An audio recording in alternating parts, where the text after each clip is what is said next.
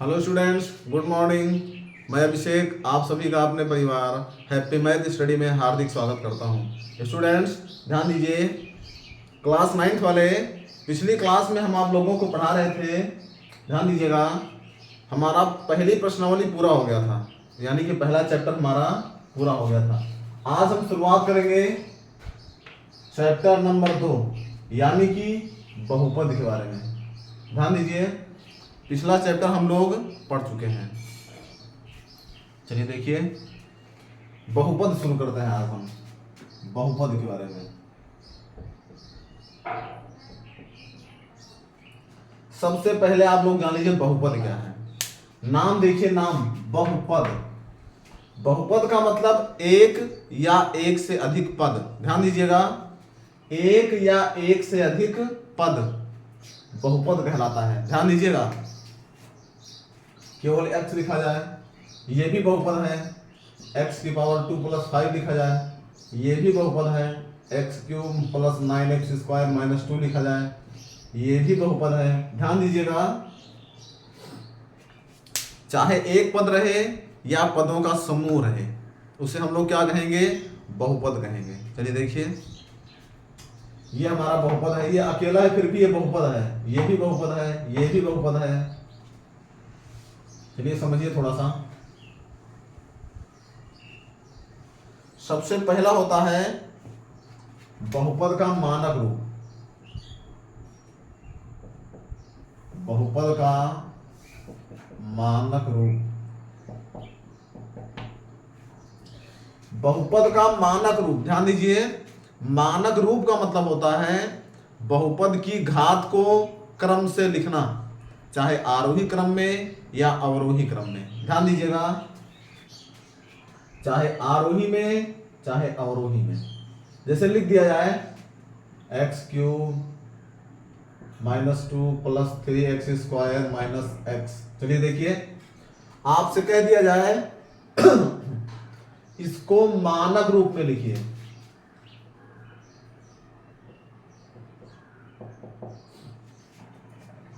मानक रूप का मतलब हम लोग इसको चाहे बढ़ती हुई घात के रूप में चाहे घटती हुई घात के रूप में। चलिए देखिए, x³ सबसे बड़ी घात, पहले इसको लिख लेंगे। 3 घात के बाद में 2 घात, यानी इसको लिखेंगे + 3x²। फिर देखिए, 2 घात के बाद में 1 घात यानी x - x। फिर -2 यानी 0 घात। ध्यान दीजिए, x की 3 घात, x की 2 घात, x की 1 घात, x की 0 घात, यही हमारा होता है मानक रूप। ध्यान दीजिएगा, चाहे इसको उल्टा लिख दीजिए, पहले -2 - x + 3x² + x³। ध्यान दीजिएगा, ये हमारा होता है अवरोही। अवरोही का मतलब बड़ी घात फिर उससे छोटा फिर उससे छोटा फिर उससे छोटा फिर उससे छोटा डॉट डॉट। ये होता है आरोही। सबसे छोटी घात उससे बड़ी घात उससे बड़ी घात उससे बड़ी घात। ध्यान दीजिएगा, मानक रूप का मतलब होता है किसी भी बहुपद को चाहे बढ़ती हुई घात के रूप में लिखिए चाहे घटती हुई घात के रूप में लिखिए, घात को क्रम से लिखना ही हमारा मानक रूप कहलाता है। चलिए देखिए, आप लोग जान गए मानक रूप के बारे में। अब थोड़ा सा आप लोग जान लीजिए चर और अचर के बारे में।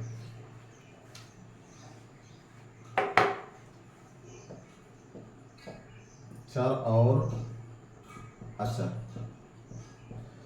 ध्यान दीजिएगा, चर हमारा, ध्यान दीजिएगा, a से लेके z तक यानी a b c d जो भी संख्याएं हम लोग, ध्यान दीजिएगा, प्रयोग करते हैं, जो भी अंक, ध्यान दीजिए, अंग्रेजी वर्णमाला का जो भी अक्षर हम लोग प्रयोग करेंगे वो हमारा चर होगा। जैसे कह दिया जाए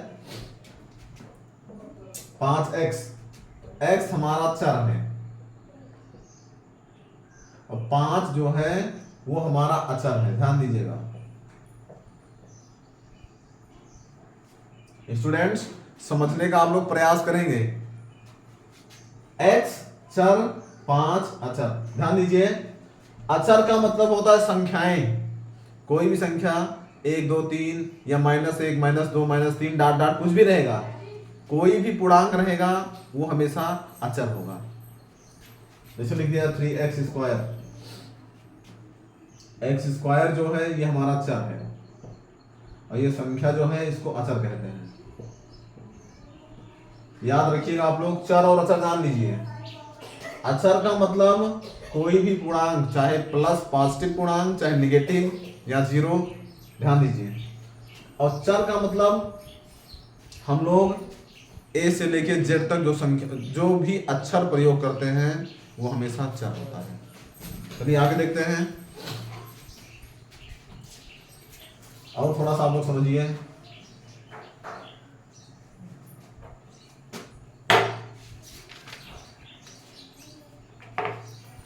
अब ध्यान दीजिएगा, अब समझेंगे हम लोग बहुपद की घात।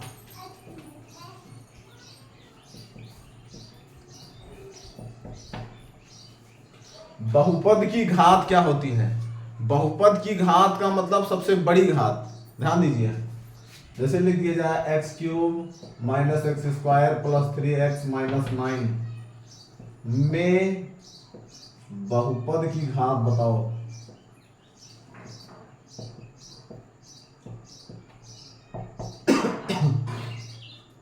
बहुपद की घात बताओ, तो सबसे बड़ी घात क्या है इसमें? सबसे बड़ी घात इसमें है 3, तो हमारा हो जाएगा बहुपद की घात बराबर 3। ध्यान दीजिएगा स्टूडेंट्स, समझने का आप लोग प्रयास कीजिएगा। सबसे बड़ी घात हमारी बहुपद की घात होती है।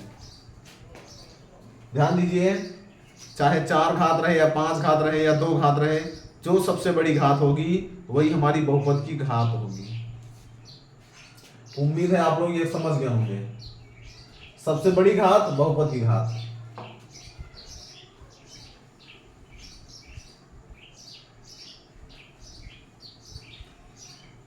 चलिए फिर आगे देखिए,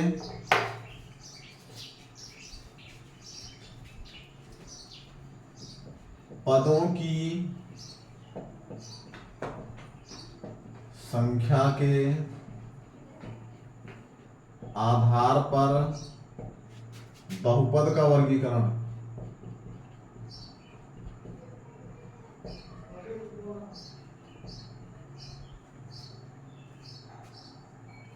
ध्यान दीजिए, पदों की संख्या के आधार पर बहुपद का वर्गीकरण। चलिए देखिए, ध्यान दीजिए, पद कैसे अलग होता है समझिएगा। जैसे लिख दिया जाए 5 + x, आपसे पूछ लिया जाए ये कितने पदीय बहुपद है। ध्यान दीजिए, इसमें कितना पद है? तो एक पद ये, एक पद ये, यानी हमारा द्विपद, द्विपदीय बहुपद है। लिख दिया जाए 3x² - 7x + 2, इसमें कितना पद है? ध्यान दीजिएगा, एक पद, दो पद, तीन पद, यानी ये हमारा त्रिपदीय बहुपद। स्टूडेंट्स ध्यान दीजिएगा, बीच में प्लस या माइनस लगता है तो पद हमारा अलग हो जाता है। जैसे देखिए, बीच में गुणा या भाग रहेगा तो पद कभी अलग नहीं होगा। ध्यान दीजिएगा, बीच में प्लस या माइनस तो हमारा पद अलग हो जाएगा। देखते हैं,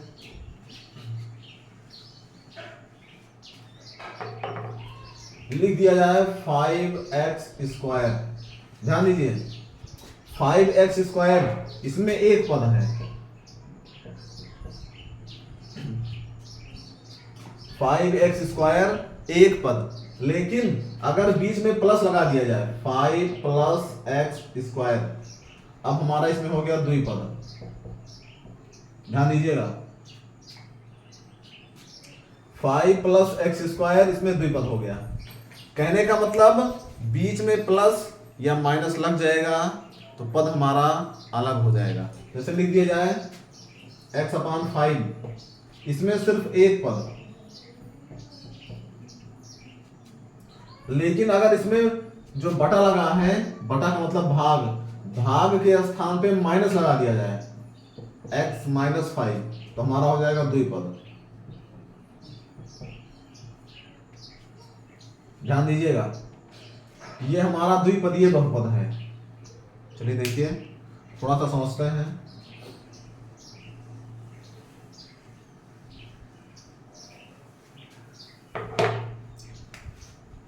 five x square minus 9x plus 3। देखिए इसमें हमारा कितना पद है, ध्यान दीजिए, एक पद, दो पद, तीन पद, यानी ये हमारा हो जाएगा त्रिपदीय बहुपद।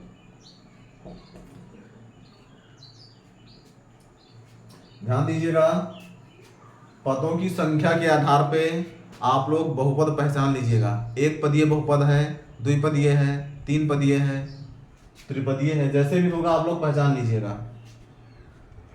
बीच में प्लस या माइनस लगेगा तो पद हमेशा अलग हो जाएगा। ध्यान दीजिएगा, बीच में गुणा या भाग रहेगा तो पद कभी भी अलग नहीं होता है।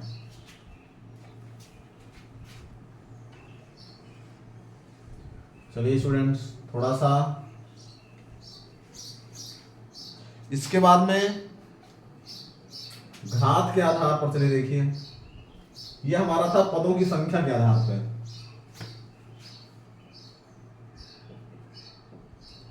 घात के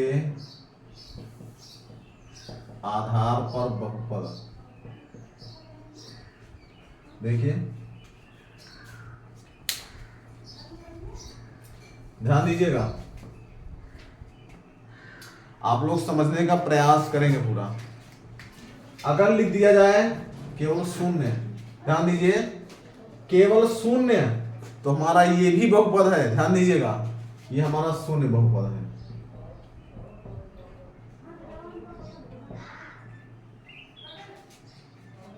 ये हमारा कौन सा बहुपद है, शून्य बहुपद। लिख दिया जाए 7। 7 क्या है, ध्यान दीजिएगा, चर या अचर। अभी आप लोगों को बताए, संख्याएं सभी संख्याएं अचर होती हैं, यानी हमारा केवल 7 रहेगा। ये भी बहुपद है, लेकिन हमारे ये अचर बहुपद है।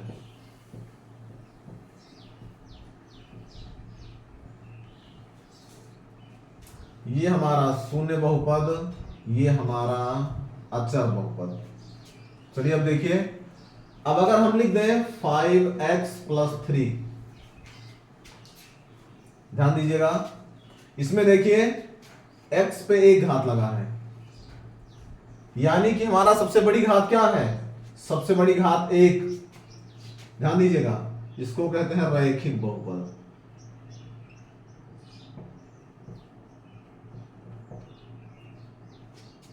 अगर कोई भी बहुपद एक घात का बहुपद रहेगा, यानी कि सबसे बड़ी घात 1 रहेगी, तो वो हमारा हो जाएगा रैखिक बहुपद।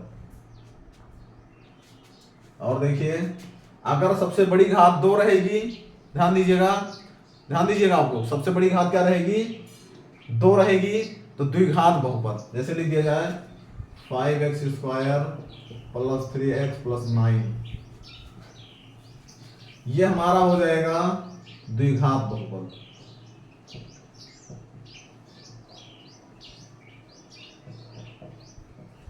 इसमें सबसे बड़ी घात 2, तो द्विघात बहुपद।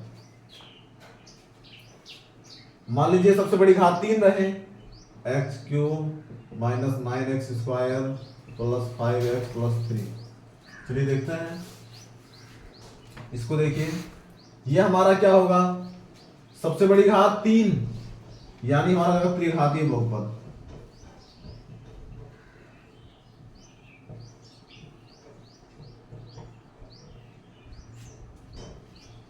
यह हमारा हो जाएगा त्रिघातीय बहुपद। ध्यान दीजिएगा, समझने का आप लोग प्रयास करेंगे। यह हमारा हो जाएगा 3 घातीय। अगर केवल शून्य तो शून्य बहुपद, अगर केवल एक संख्या यानी अचर तो अचर बहुपद, अगर सिर्फ सबसे बड़ी घात 1 तो रैखिक बहुपद, सबसे बड़ी घात 2 द्विघात बहुपद, सबसे बड़ी घात 3 तो तो त्रिघातीय बहुपद। ध्यान दीजिएगा, इसको आप लोग समझ लीजिएगा। चलिए और देखते हैं आगे।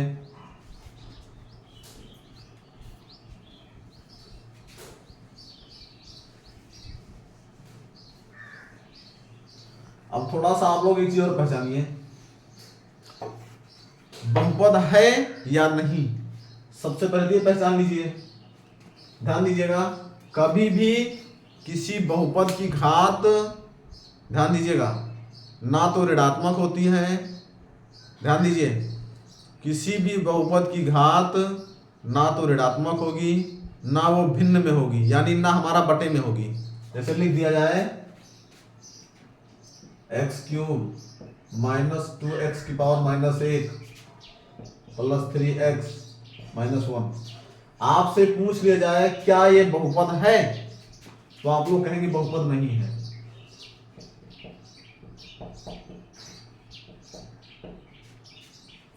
ये हमारा बहुपद नहीं है। ध्यान दीजिएगा, कभी भी बहुपद होने की कंडीशन जो होती है उसमें कोई भी पावर ना तो ऋणात्मक होगी ना तो भिन्न में होगी। ध्यान दीजिए, जैसे लिख दिया जाए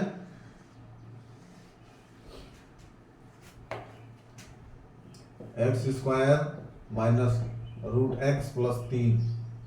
आपसे पूछ लिया जाए क्या ये बहुपद है, देखिए x² माइनस रूट का मतलब होता है 1/2 घात, x की घात 1/2 प्लस 3। ये हमारा बहुपद नहीं है। ध्यान दीजिए,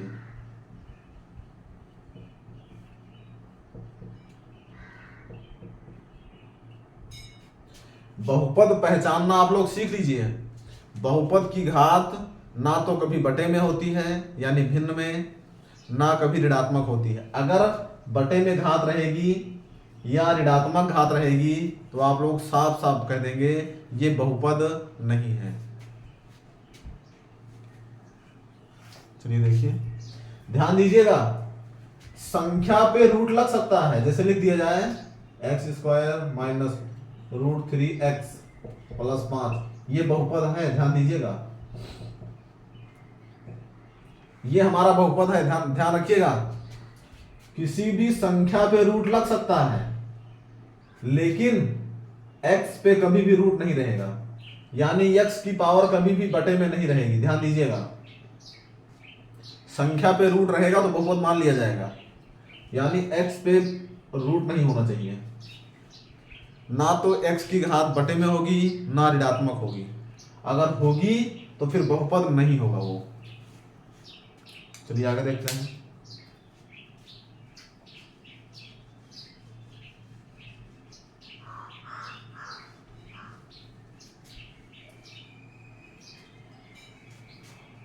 सुनिए, चलिए देखिए, एक बार फिर से रिवीजन करते हैं। केवल शून्य रहेगा तो शून्य बहुपद, केवल कोई संख्या रहेगी तो हमारा अचर बहुपद, फिर अगर एक घात का रहेगा तो रैखिक बहुपद, द्विघात का द्विघातीय बहुपद, 3 घात का त्रिघातीय बहुपद।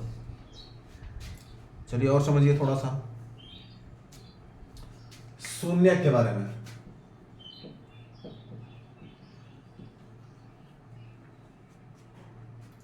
शून्यक या मूल, शून्य को मूल भी कहते हैं, चाहे शून्यक बोलेंगे या फिर हम लोग क्या बोलेंगे, मूल बोलेंगे।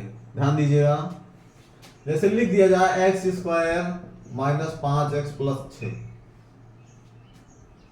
कह दिया जाए क्या 2 इस बहुपद का शून्यक है।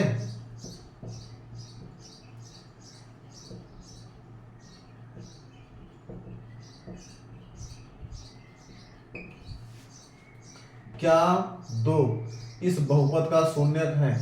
ध्यान दीजिए, शून्य का मतलब होता है वह मान जो इसमें रखा जाए तो ये शून्य बन जाए। अगर ये शून्य बन जाएगा तो 2 इसका शून्यक होगा, अगर ये शून्य नहीं बनेगा तो 2 इसका शून्यक नहीं होगा। देखिए, इसी बहुपद में हम लोग x के स्थान पे 2 रख के चेक कर देते हैं। x square minus 5x plus 6। चलिए, हमसे पूछा है क्या 2 इस बहुपद का शून्यक है। इसका मतलब हुआ 2 इसी में x के स्थान पे रखिए, 2 का वर्ग माइनस 5 गुणे 2 प्लस 6, जहां जहां x वहां 2 लिख दिए। 2 का वर्ग 4 माइनस 5 गुणे 10 प्लस 6, प्लस 4 प्लस 6 यानी प्लस 10 माइनस 10, कैंसिल, 0 आ गया। यानी x के स्थान पर 2 रखने पर यह हमारा बहुपद शून्य हो गया।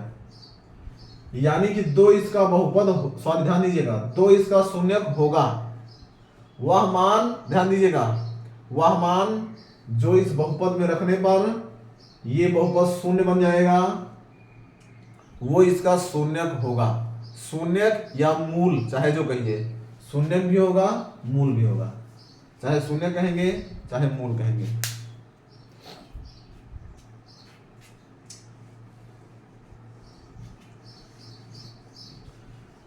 चलिए स्टूडेंट्स, ध्यान दीजिएगा, थोड़ा सा हम आप लोगों को बहुपद के बारे में बताएं। अब हम शुरू करेंगे, इसके बाद में प्रश्नावली 2.1 शुरू करेंगे। ध्यान दीजिए, जो कुछ भी भूले होंगे, प्रश्नावली शुरू करेंगे हम लोग, उसी में हम आपको सब कुछ बता देंगे। ध्यान दीजिए, प्रश्नावली शुरू करेंगे अगली क्लास में। आप लोग वीडियो को लाइक कीजिएगा, शेयर कीजिएगा और हमारे चैनल को सब्सक्राइब जरूर कीजिएगा। तब तक के लिए आप लोग खुश रहिए, मस्त रहिए। जय हिंद।